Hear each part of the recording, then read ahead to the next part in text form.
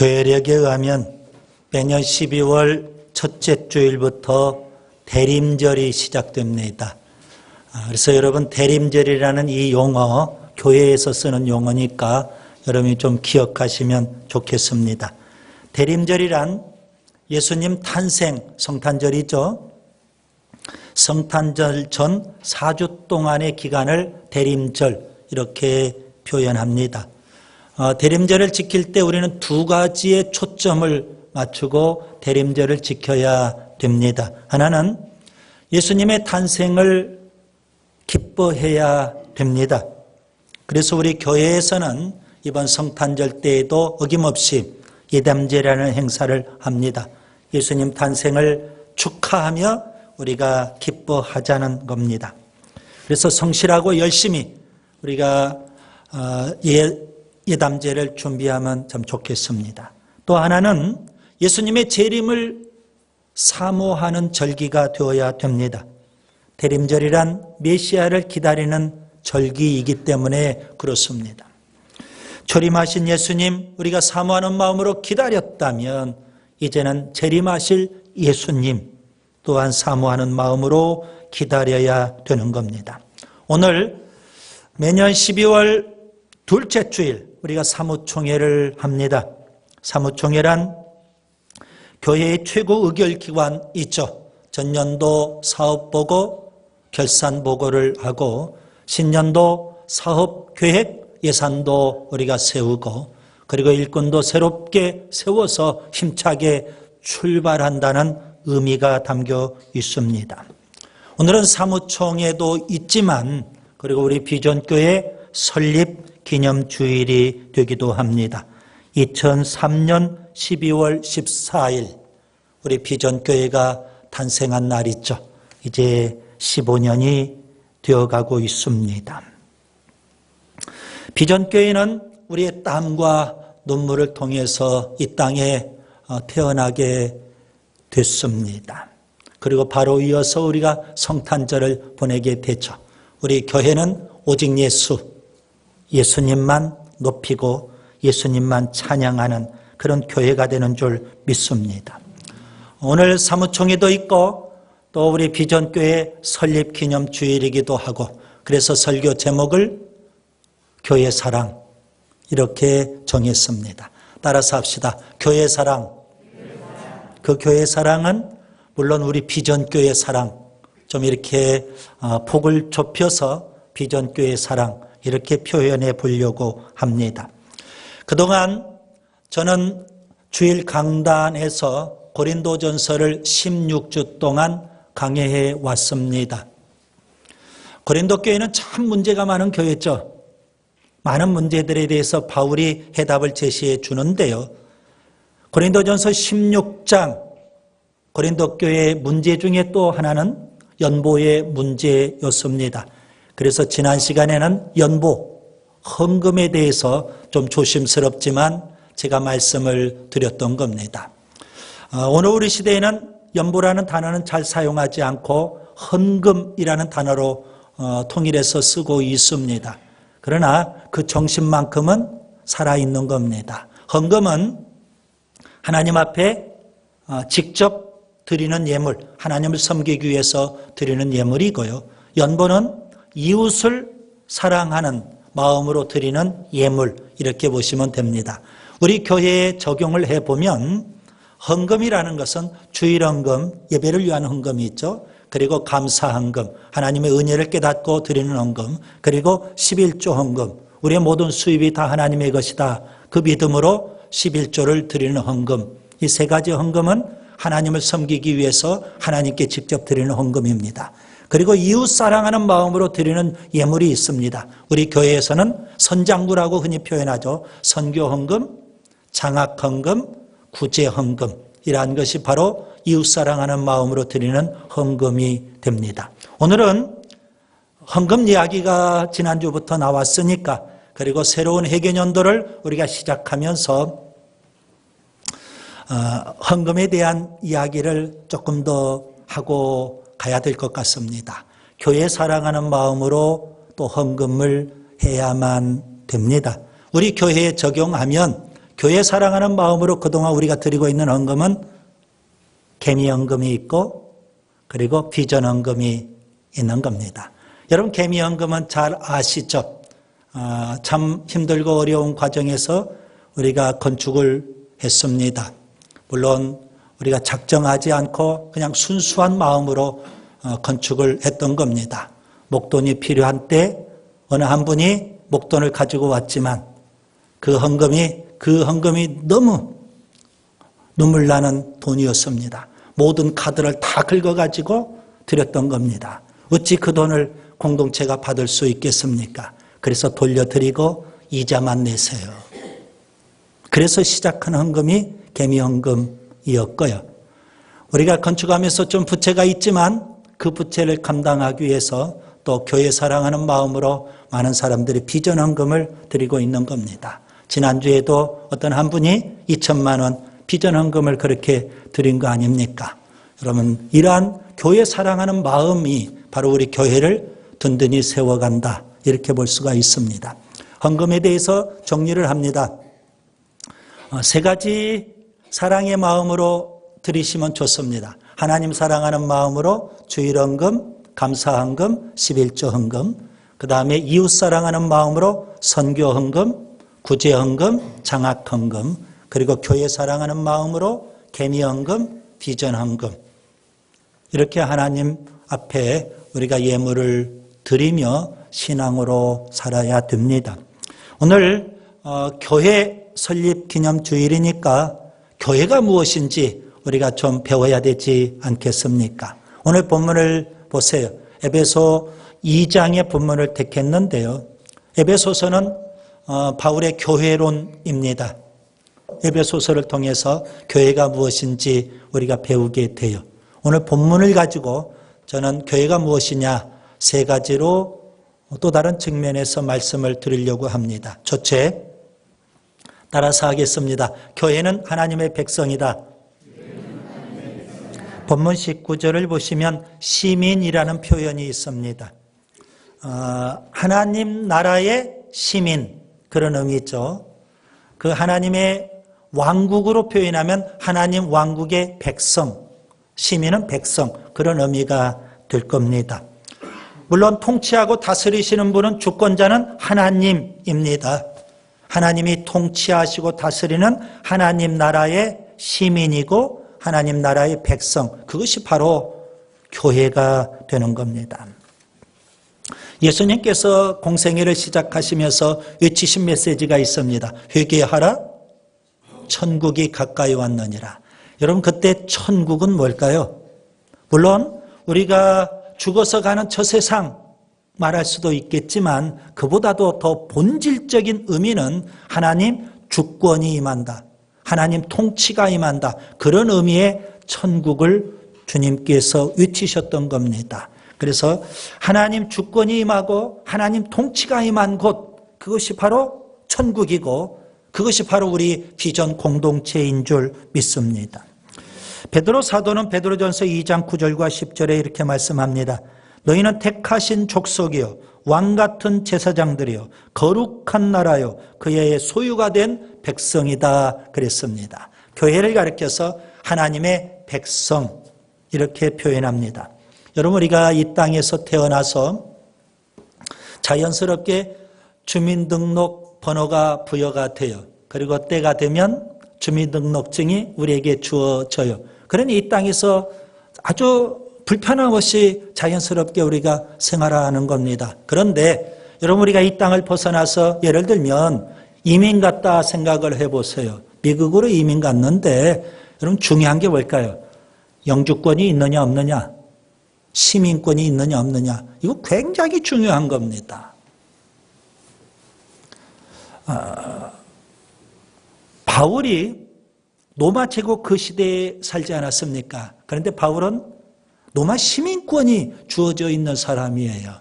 그 시대에 로마 시민권이 있으면 굉장한 특권이 되었던 겁니다.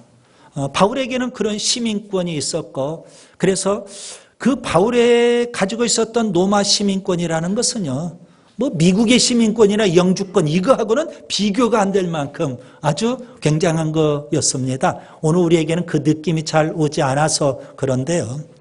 우리가 예수 믿고 구원받았다면 하나님 나라의 시민권이 주어진다. 성경은 그렇게 말씀하죠. 빌립보서 3장 20절에 보시면 우리의 시민권은 하늘에 있는지라 거기로부터 구원하는 자 곧 주 예수 그리스도를 기다린다.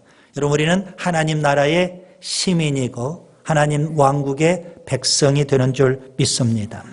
이스라엘 백성이 애굽에서 400년이 넘도록 비참하게 노예 생활을 했어요. 하나님께서는 그런 이스라엘 백성 구원하기 위해서 모세를 보내셔요. 출애굽의 역사가 일어났어요. 그들이 홍해를 건넜고 시내산에 도착을 해요. 하나님과 언약을 맺죠. 여러분, 하나님과 언약을 맺고 이스라엘 백성은 하나님의 백성이 된 겁니다. 그동안은 누가 다스렸어요? 애굽의 바로 왕이 통치하고 다스렸어요. 그러나 이제는요, 거기에서 벗어나서 하나님의 백성이 되었으니까 하나님이 통치하고 다스리시는 겁니다. 그래서 하나님의 백성이 되는 거죠. 그런 이스라엘 백성에게 하나님께서 율법을 주셨어요. 그 율법은 뭘까요? 하나님의 통치 원리가 그 안에 담겨 있는 거 아니겠습니까? 우리가 구원받아서 하나님의 백성이 됐어요. 하나님 우리에게 성경책을 주셨어요. 하나님의 백성이라면 마땅히 우리가 지켜야 될 도리가 성경 속에 담겨 있는 겁니다. 어느 누가 나는 하나님의 백성이다 하면서도 성경을 멀리하고 성경이 하나님 말씀대로 살지 않는다면 그거 어찌 하나님의 백성이라고 할 수 있겠습니까? 여러분 우리나라 사람은 우리나라 법을 지키며 살아야 돼요. 미국 사람이야 마땅히 미국 법을 지키며 살면 돼요. 우리나라 사람이면서도 우리가 어떻게 일본 법을 준수하며 삽니까? 미국 법 준수하며 살아요? 아니에요. 우리는 우리나라 법 지키는 거예요. 하나님의 백성은 하나님의 법, 하나님의 말씀, 성경 지키며 사는 거예요. 그래서 우리가 말씀대로 거룩하고 성결하게 살아야 되는 줄 믿습니다. 그런 사람이 바로 하나님 백성이기 때문에 그렇습니다. 그 다음에 두 번째, 교회는 또 뭘까요? 따라서 합니다. 교회는 하나님의 가족이다. 본문 19절에 보시면 하나님의 권속이라고 표현했습니다. 하나님의 가족, 그런 의미가 되죠. 여러분 교회는 하나님의 가족입니다. 가족에는 가장이 있죠. 하나님께서 가장이 되시는 겁니다. 그래서 우리는 그 하나님을 아버지 이렇게 부를 수 있어요. 우리가 어떻게 하나님을 아버지라 부를 수 있을까요? 요한복음 3장에 보니까 우리가 거듭났기 때문에 하나님을 아버지라 부를 수 있는 줄 믿습니다. 여러분 거듭나지도 못했는데 예배당에 들어왔다고 남들이 다 아버지 하니까 나도 아버지 부를 수 있어요? 안 돼요. 그런 사람은 아저씨라고 불러야 돼요. 나를 낳아주신 분을 아버지라고 하는 거지 이웃집의 아저씨 우리 아버지와 비슷하게 생겼다고 그분을 아버지라고 부를 수는 없는 겁니다. 여러분 거듭났고 그래 하나님의 자녀이기 때문에 마땅히 하나님을 우리가 아버지라 부르고요. 우리 모두는요 예수님의 피를 나눈 한 형제 자매가 되는 줄 믿습니다. 하나님의 가족이에요. 여러분 우리가 너무 육신적으로만 생각하지 말자고요. 내가 낳은 자녀들 그런 육신적인 자녀만 내 자녀로 생각하지 마시고 우리가 좀 영적으로 생각해야 되죠. 우리 모두는 다 예수님의 피를 나눈 한 가족이다. 형제 자매다. 그래서 여러분 우리가 장로님, 권사님, 안수 집사님, 집사님 참 호칭이 참 중요해요. 그런데 저는 개인적으로 좀 아쉬운 게 있어요. 초대교회 그 당시에는 이런 직분들이 별로 없지 않았습니까? 그래서 그들이 불렀던 호칭이 뭘까요? 형제님, 자매님. 이 호칭이 너무 귀한데 우리 시대에는 그 호칭들을 자꾸 잃어만 가는 것 같아서 안타깝습니다. 하나님의 가족인데. 그래서 오늘 우리가 늘 직분 호칭을 부르면서도 여러분 마음속으로는 우리는 예수님의 피를 나눈 한 형제 자매야. 늘 그런 의식을 가질 수 있기를 바랍니다. 현대 교회가 자꾸 대형화돼요. 우리 교회는 초대형적 교회들이 많아요. 그러다 보니까 진정한 교회의 본질, 본 모습을 잃어버리고 있는 거예요, 여러분. 교회가 가족 공동체라는 개념이 상실되면 더 이상 교회일 수가 없어요. 사람은 많이 모여도 그건 교회가 아닌 거예요, 여러분. 교회는 가족 공동체여야 되는 겁니다. 여러분, 가족인데 어떻게 옆에 앉아있는 사람 얼굴도 모르고 이름도 모르고 그렇게 삽니까? 매주마다 큰 교회에서는 예배 드릴 때 벌어지는 현상이겠죠. 심지어 부목사님 얼굴이나 다 아는지 모르겠어요. 장로님 얼굴이나 다 알고 있는지는 모르겠어요. 매주 옆에 앉아 계신 분 얼굴이 다르잖아요. 그분 이름이나 알고 예배 드리는지 모르겠어요. 공동체여야만 진정한 교회가 되는 겁니다. 예수님께서 새로운 인간관계를 말씀하셨죠. 한 번은 예수님의 육신의 동생들과 예수님의 육신의 어머니 마리아, 예수님을 찾아왔어요. 그때 예수님께서 이렇게 반응을 보이셔요. 누가 내 어머니며 내 동생들이냐. 좀 황당한 반응을 보이신 겁니다. 그러면서 예수님께서는 옆에 있는 제자들을 가리키면서 주님이 하신 말씀이 있어요. 마태복음 12장 49절 50절에 보면 나의 어머니와 나의 동생들을 보라. 누구든지 하늘에 계신 내 아버지의 뜻대로 하는 자가 내 형제요 자매요 어머니이니라. 예수님은 새로운 인간관계를 말씀해 주고 계신 거예요. 그것이 바로 교회입니다. 십자가에 죽으실 때 예수님 십자가 밑에 육신의 어머니 마리아가 있었어요. 그리고 예수님의 제자 요한이 있었어요. 십자가의 그 극한 고통 속에서 주님은 이런 말씀을 하셔요. 어머니 마리아를 향해서 여자여 보소서 아들이니이다. 제자 요한을 아들로 소개해 줘요. 그리고 요한에게는 보라 내 어머니니라. 마리아를 어머니로 소개해요. 무슨 의미일까요? 예수님의 십자가를 통해서 사람과 사람 사이에 막힌 담이 허물어지고 우리는 예수님의 피를 나눈 한 형제 자매가 된다는 의미입니다. 여러분, 그런 차원에서 여러분 옆에 계신 분들을 다시 한번 새롭게 우리가 봐야 될 거예요. 예수님의 피를 나눈 우리는 한 형제 자매, 가족 공동체라는 겁니다. 하버드 대학교에서 오래전에 설문조사한 게 있어요. 하버드 대학교의 전 세계에서 수많은 인종들이 다 유학 와가지고 공부하는 그런 것 아닙니까? 그래도 각 나라에서 내노라하는 인재들이 모여서 공부하는 곳일 거예요. 우리나라 인재들도 많이 가서 유학을 하죠. 설문조사에 이런 질문이 있었다고 합니다. 저도 이거 직접 제가 설문조사지를 본 것도 아니니까요.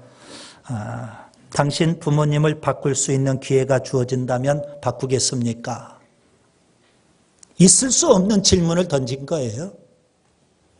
부모님을 바꿀 수 있는 기회가 있다면 부모 바꾸겠느냐 이거예요. 그 질문에 대해서 백인 학생들은요 4%가 바꾸겠다는 거예요. 한국 학생들은 몇 프로일까요? 우리는 끈끈한 혈연 관계로 구성이 되어 있잖아요. 그런데 충격적이에요. 14%. 아니 19%. 19%. 너무 충격입니다. 우리나라 부모들은 자녀를 위해서 못 먹고 못 입고 나를 다 희생하면서 자녀 교육에 매진을 해요. 그래서 기러기 아빠가 생기잖아요. 자녀를 외국에 유학 보내고 남편은 홀로, 그리고 아내는요 자녀 교육 때문에 따라가요. 그래서 부부가 원치 않게 떨어져 살고 남자는 기러기 아빠가 돼요. 그렇게 희생을 해요. 그렇게 수고를 다해요. 모든 내 인생 전부를 자녀에게 걸어요. 그래서 유학까지 보내고 하버드까지 보냈는데 부모 바꿀 기회가 되면 바꾸겠다는 거예요. 19%가. 여러분, 부모 입장에서 이거 너무 충격 아니에요? 오늘 여러분은 너무 평안한 것 같아요. 나와는 상관없다 그렇게 생각하시는 것 같아요. 저는 충격이에요. 충격이라고요. 여러분, 부모와 자녀의 관계는 천륜입니다. 세상에 그 무엇으로도 끊을 수가 없는 거예요. 호적에서 자녀 이름 지운다고 해서 부모와 자녀의 관계가 없어지는 거 아니에요. 모든 사람이 부인한다고 해서 없어지는 게 아니잖아요. 그런데 오늘 우리 시대는 이 천륜마저도 깨져가고 있는 안타까운 모습이에요. 하나님과 우리의 관계는 어떤 관계일까요? 예수님의 십자가, 그 십자가의 피로 맺어진 언약의 관계입니다. 그래서 깨질 수 없어요. 끊어질 수가 없다고요. 우리는 하나님을 평생 아버지로 섬기고 하나님 우리를 자녀로 여기시는 줄 믿습니다. 우리가 깨지 않는 이상 하나님과의 우리의 관계는 언약의 관계이기 때문에 깨질 수 없어요. 여러분, 교회는 어떤 곳이에요? 하나님을 아버지라 모시고 우리 모두는 하나님의 자녀로서 형제 자매가 되는 줄 믿습니다. 그 다음에 세 번째 교회는 또 뭘까요? 따라서 합니다. 교회는 하나님의 성전이다. 본문 21절을 보시면 성전이라고 표현했고요. 22절에는 하나님이 거하시는 처소라고 표현했습니다. 여러분, 교회는 하나님이 함께 하시는 성전이 되는 줄 믿습니다. 하나님이 임재하신 것. 그게 바로 교회예요. 여러분, 우리가 소그룹 순모임을 갖는데요. 그리고 우리가 이렇게 대그룹으로 주일 예배로 모였는데요. 우리들끼리만의 모임이면 더 이상 이게 교회일 수가 없는 겁니다. 소그룹 우리끼리만 모여서는 더 이상 교회가 아니에요. 하나님이 여기에 함께 하실 때 이게 교회고, 대그룹 우리가 모였지만 이곳에 하나님이 함께 하실 때 이것이 바로 교회인 줄 믿습니다. 이스라엘 백성이 애굽에서 비참하게 400년 넘도록 노예 생활을 했어요. 그런 그들을 모세를 통해서 하나님이 출애굽 구원해 주셨거든요. 그리고 하나님은 그들과 함께 하셔요. 그래서 하나님께서는 구름기둥, 불기둥으로 보여주셨어요. 여러분, 구름기둥, 불기둥은 내가 너희들과 함께 한다. 무언의 메시지입니다. 시내산에서 언약을 맺고 하나님께서는 모세에게 성막을 만들라 그러셨어요. 그래서 하나님의 백성인 이스라엘 백성이 성막을 만들고 하나님을 이제 섬기고 예배하려고 해요. 성막을 봉헌하는데요. 그곳에 구름이 가득이매요. 하나님의 영광이 충만히 성막에 임한 줄 믿습니다. 하나님이 함께 하신다는 거예요. 훗날 솔로몬이 성전을 지었어요. 세상에서 가장 값진 자재들을 갖고 아름다운 성전을 지었어요. 여러분, 값진 자재로 지었기 때문에 성전이 아니에요. 그곳에 하나님이 임재하셨기 때문에 성전을 지어서 봉헌하는데요. 감사 예배를 드리는데요. 감사 찬송을 드릴 때 하나님의 구름이 성전에 가득했어요. 하나님의 영광이 성전에 충만했어요. 그게 바로 성전이에요. 오늘 사람들만 많이 모인다고 해서 그건 절대 교회일 수 없습니다. 하나님이 함께 하실 때 그게 교회예요. 남쪽 유다 백성들이 하나님을 잘 섬기지를 않고 우상을 섬겨요. 하나님 말씀에 불순종을 해요. 그리고 불법과 타락을 일삼아요. 그래서 끝내 하나님께서 떠나셔요. 성전에서도 떠나시고 하나님의 백성, 유다 백성에게서 떠나셔요. 바벨론 포로로 끌려갔던 에스겔 선지자가 환상 가운데 하나님의 영광이 성전에서 떠나는 것을 봐요. 에스겔서 8장 3절에 하나님이 이렇게 말씀하십니다. 나로 내 성소에서 멀리 떠나게 하느니라. 유다 백성이 악을 행하니까 끝내 하나님이 성소에서 떠나시겠다는 거예요. 지성소 그룹 사이에 임재해 계신 하나님의 영광이, 그렇죠, 하나님의 영광이 성전 문지방으로 떠나요. 그리고 성전 동문 쪽으로 떠나요. 그리고 성전 동쪽 산으로 하나님의 영광이 떠나요. 그걸 에스겔 선지자가 환상 가운데 보고 기록해 주고 있는 거 아닙니까? 하나님의 영광이 떠나는 것을 뭐라고 할까요? 이가봇. 이가봇이라고 해요. 엘리 제사장, 그의 두 아들 홈리와 비나스는 망나니와 같았어요. 하나님께서 경고해 주시는데도 여전히 망나니로 살아요. 끝내 하나님의 영광이 엘리 집안에서 떠나셔요. 언약궤를 블레셋에 빼앗겨 버렸고요. 홈리와 비나스는 전쟁터에 나가서 전사하고요. 그 소식을 엘리 제사장 아버지가 듣고 거꾸러져서 즉사해요. 그때 엘리 제사장의 며느리가 해산을 앞두고 있는데요. 그 충격적인 소식을 들어요. 남편은 죽었죠. 언약궤는 블레셋에 빼앗겼죠. 시아버지 즉사했죠. 한순간에 하루아침에 그런 일들이 벌어져요. 해산하다가 아이를 낳고 죽었어요. 죽어가면서 그 낳은 아이 이름을 이가봇이라고 불렀어요. 하나님의 영광이 떠났다는 거예요. 우리 집안에 하나님의 영광이 떠났다는 거예요. 여러분, 하나님의 영광이 떠난 것이 얼마나 슬픈 일인지요. 삼손 하나님의 사사였는데 그가 여성 편력이 있잖아요. 끊임없이 이방 여성들을 추구하잖아요. 근데 하나님이 떠나셨어요. 근데 정작 본인만 몰라요. 하나님이 함께 하시지 않고 떠났는데 사울왕 얼마나 축복의 기회 아니겠습니까? 그런데 하나님 말씀에 끝없이 불순종해요. 그래서 하나님이 떠나셨죠. 하나님이 떠나신 그 자리 누가 차지합니까? 악령이 차지해요. 그래서 그 인생이 악령에 시달리고 비참해져요. 본인만 몰라요. 하나님의 영광이 떠나는 것은 비극, 저주입니다. 교회는 하나님이 임재하신 곳인 줄 믿습니다. 마태복음 18장 20절에 두세 사람이 내 이름으로 모인 그곳, 나도 그들 중에 있느니라 주님이 그렇게 말씀하셨어요. 성탄절을 앞두고 있죠. 아기 예수님이 이 땅에 오셨는데 그분의 이름은 임마누엘, 하나님 우리와 함께 하시다. 임마누엘이셔요.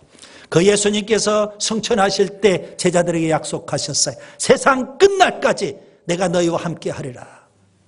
임마누엘 되시는 예수님, 마지막 제자들에게 주신 약속의 말씀도 임마누엘이에요.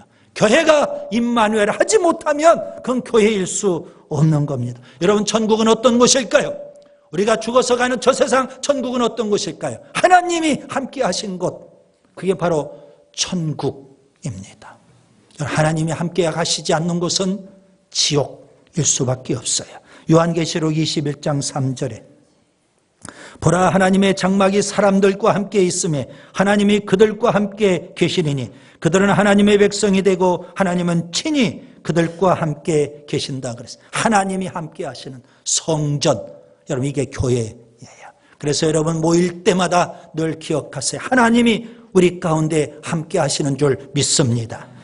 이제 말씀을 정리합니다. 오늘은 비전교회 창립 15주년이고 아울러 비전교회 15회 사무총회가 있습니다. 교회가 무엇인지 우리가 더 깊이 알고 교회를 더 깊이 사랑하는 우리가 될 수 있기를 바랍니다. 교회는 하나님의 백성이고 교회는 하나님의 가족이고 교회는 하나님의 성전입니다. 교회 사랑하는 마음이 참 중요해요. 교회 사랑하는 마음으로 우리가 열심히 모임도 갖고, 아멘. 교회 사랑하는 마음으로 우리가 모여서 예배도 드리고, 아멘. 교회 사랑하는 마음으로 우리가 기도도 하고 와서 봉사도 하고 교회 사랑하는 마음으로 서두에 말씀드린 대로 헌금도 드리고 교회 사랑하는 마음으로 열심히 나아가 전도도 하고 중요한 게 뭘까요? 교회 사랑하는 마음. 그래서 2018 회개년도를 시작하면서 교회 사랑하는 마음으로 올 한 해 열심히 신앙으로 살 수 있기를 바랍니다.